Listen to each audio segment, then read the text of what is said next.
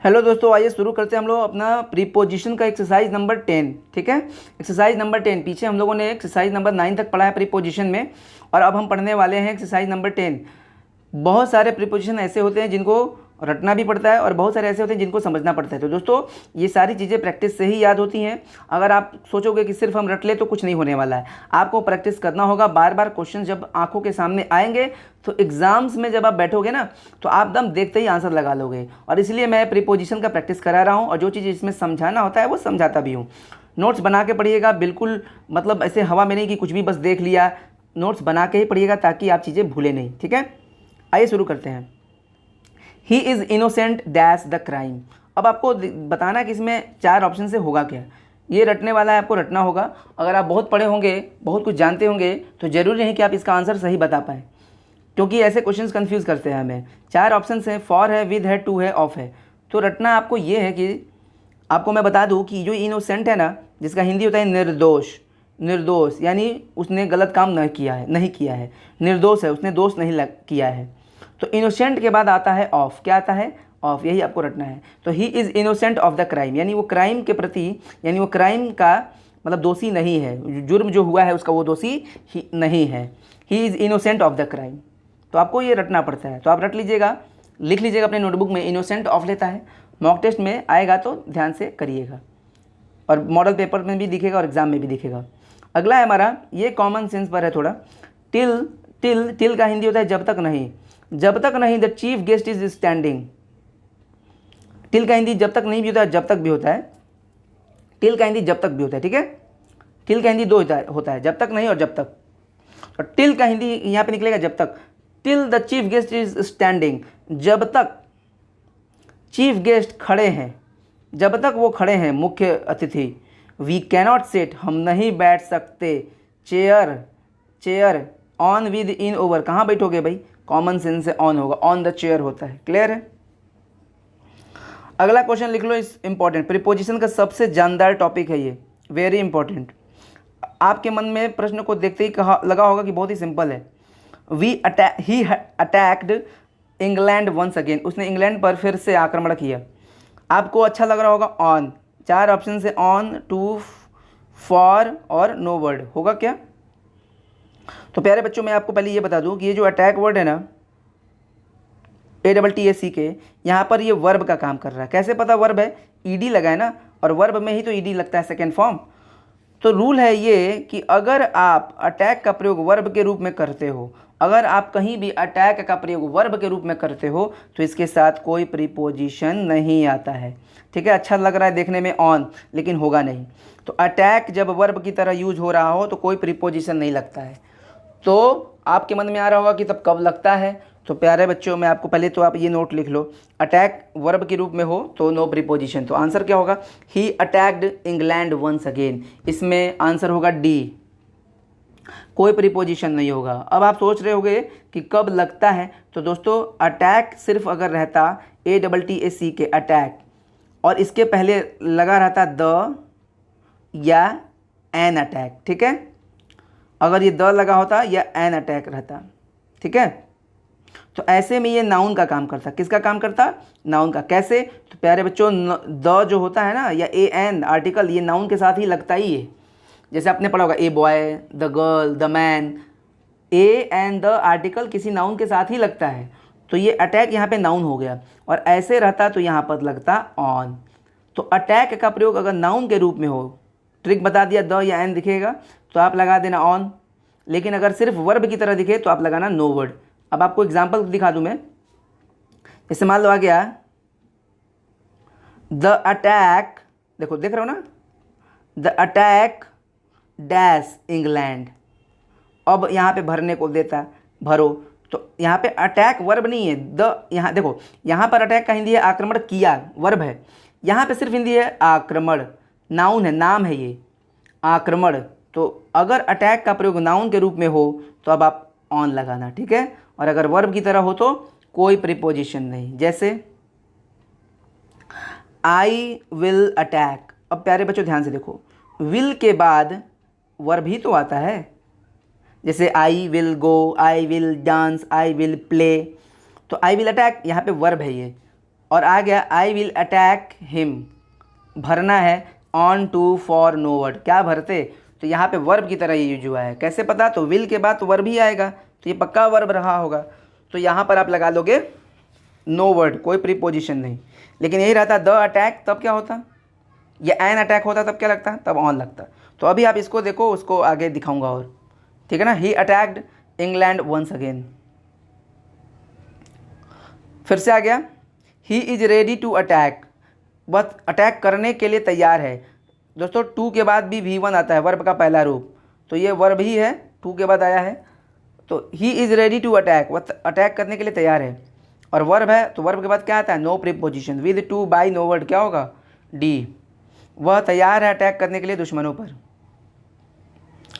5 number मैंने आपको पीछे बता भी दिया है, और उम्मीद करते हैं कि आप आंसर इसका समझ जाओगे तुरंत, जानते भी होगे। They have plenty dash time to in of on, होगा क्या, आपको मैं बता दूं कि प्लेंटी का मतलब होता है बहुत ज़्यादा, ठीक है ना। और इसके बाद ऑफ का प्रयोग होता है, मैंने आपको बार बताया भी था पीछे के रूल्स में। तो प्लेंटी ऑफ का मतलब होता है बहुत ज़्यादा, प्लेंटी दे दिया है, ऑफ गायब किया है। दे जैसे होता है ना प्यारे बच्चों, ए लॉट ऑफ, जिसे हम लोग लॉट्स ऑफ भी कहते हैं, जिसका हिंदी होता है बहुत ज़्यादा। तो एग्जाम में हो सकता है कि कभी ये गायब करके पूछ दे, ये गायब करके पूछ दे, तो वैसे ही प्लेंटी ऑफ होता है बहुत ज़्यादा। तो होगा क्या, तो आंसर होगा हमारा सी, ठीक है। दे हैव प्लेंटी ऑफ टाइम, उन लोगों के पास बहुत सारा टाइम है। आई एम नॉट टायर्ड इनफ, मैं काफ़ी ज़्यादा थका नहीं हूँ। टायर्ड है दोस्तों, यहाँ पे एडजेक्टिव है, तो मैं ज़्यादा थका नहीं हूँ। I am not tired enough to go dash bed yet, मैं अभी तक मतलब इतना नहीं थका हूँ कि मैं बेड पे चला जाऊँ। क्या होगा, येट का हिंदी होता है अभी तक। दरअसल गो टू बेड का प्रयोग होता है दोस्तों, इसमें बहुत सोचना नहीं है। गो टू बेड का प्रयोग होता है ना, गो टू बेड मतलब बेड पे जाओ सोने। तो मतलब मैं बेड पर अभी तक जाने के लिए बहुत ज़्यादा थका नहीं हूँ, अभी मैं काम कर सकता हूँ, अभी मुझे नहीं सोना है। तो होगा क्या, गो टू बेड का प्रयोग होता है प्यारे बच्चों। To on, at on, to in, खूब जो तेज बनेगा वो इन लगा लेगा, लेकिन आंसर होगा सी, क्योंकि गो टू बेड का प्रयोग होता है ऐसे। बहुत कुछ रटना पड़ता है प्रीपोजिशन में। 7 नंबर आप लिखो पहले, इंपॉर्टेंट, ठीक है, वेरी इंपॉर्टेंट, आया हुआ क्वेश्चन से। ही thought dash plan of about for with, आपके मन में आ रहा होगा अबाउट, मैं जानता हूँ, बहुत ही फेमस, बहुत ही इंपॉर्टेंट क्वेश्चन है ये। ही थॉट डैश अ प्लान, तो पहले थॉट का मीनिंग जानो आप। थॉट का मतलब होता है सोचना, और ये थिंक से बना है, ठीक है ना। और थिंक का मतलब होता है सोचना, ठीक है, उसी से बना है थॉट। तो मैं आपको बता दूं, थिंक ऑफ का प्रयोग होता है ऐसे, इसका हिंदी होता है के बारे में सोचना। आप सोचोगे कि सर अबाउट क्यों नहीं लगाते, तो दोस्तों थिंक ऑफ का प्रयोग ही होता है, ये रटना होता है, ठीक है। थिंक ऑफ ए प्लान, ये पूरा आप रट लो, think of a plan, plan के बारे में सोचने के लिए स्पेशली यूज़ भी होता है। और ऑफ की हिंदी निकलती है के बारे में, तो ही थॉट ऑफ ए प्लान, उसने एक प्लान के बारे में सोचा। तो ये क्वेश्चन आया हुआ है और बार बार रिपीट होता है, इसलिए याद रखिएगा। थिंक ऑफ का प्रयोग होता है के बारे में सोचना के हिंदी में, ठीक है। थिंक ऑफ के बारे में सोचना, और थिंक का ही सेकेंड फॉर्म थॉट है, तो बात वही है, ऑफ लगा लो आप, थिंक ऑफ लिख लेना।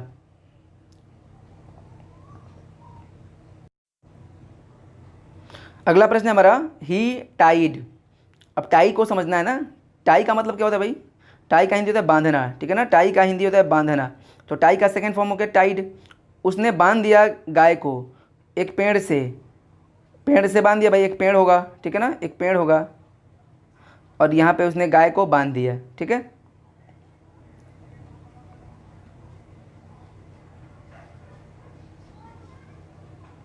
गाय को बांध दिया रस्सी से, ऐसे चेन से बांध दिया, चेन का मतलब होता है लोहे का होता है, तो चेन से बांध दिया, होगा क्या। तो दोस्तों प्यारे बच्चों, मैंने आपको एक बार बताया था कि किसी भी काम को करने के लिए अगर आप किसी भी यंत्र का प्रयोग करते हो, यंत्र, तब आप विद का प्रयोग करोगे, याद आ रहा होगा।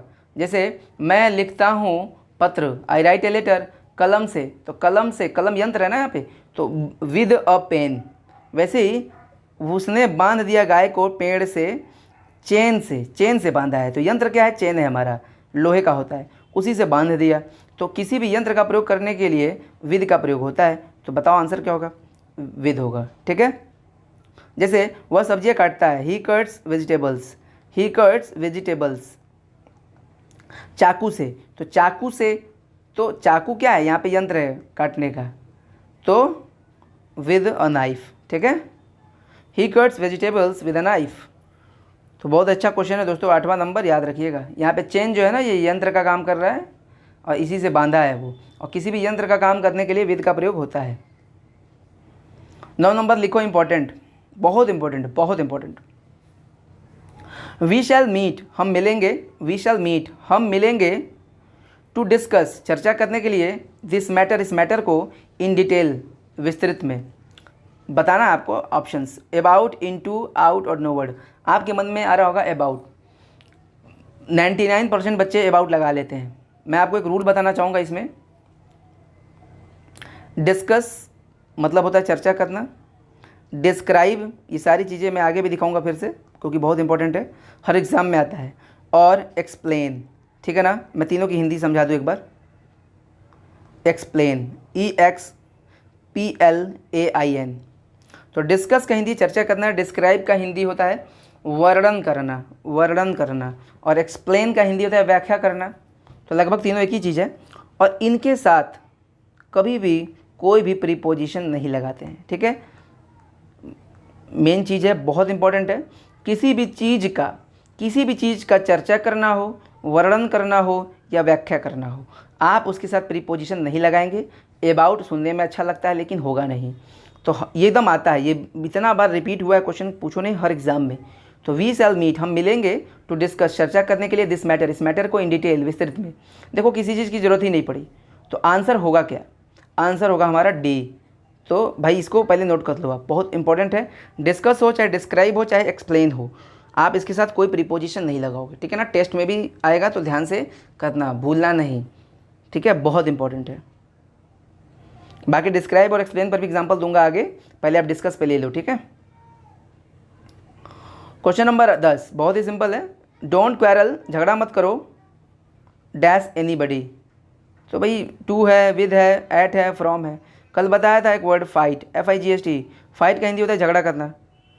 तो फाइट का हिंदी होता है झगड़ा करना, इसके साथ विद मैंने बताया था ना, रटने वाला है।